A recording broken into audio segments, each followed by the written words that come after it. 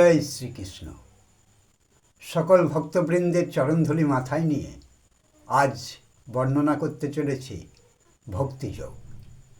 শ্রীমদ্ ভাগবত গীতার গুরুত্বপূর্ণ ধারণা হল ভক্তিযোগ, যেটি গীতার দ্বাদশ অধ্যায়ে বর্ণিত। ভগবান শ্রীকৃষ্ণ অর্জুনকে এই ভক্তিযোগের মাধ্যমে ঈশ্বরের প্রতি প্রেমময় ভক্তি ও ভক্তির মাধ্যমে আত্মোপলব্ধির পথ নির্দেশ করেছেন। এটি ঈশ্বরের সাথে একাত্মতা লাভের একটি উপায়, যেখানে ভক্ত তার সমস্ত কর্ম ও চিন্তা ঈশ্বরকে উৎসর্গ করে।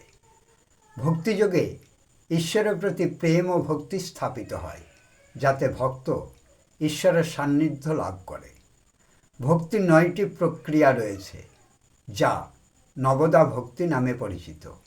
সেগুলো হলো শ্রবণ, কীর্তন, স্মরণ, পদসেবন, অর্চন, বন্দন, দাস্য, সখ্য ও আত্মনিবেদন।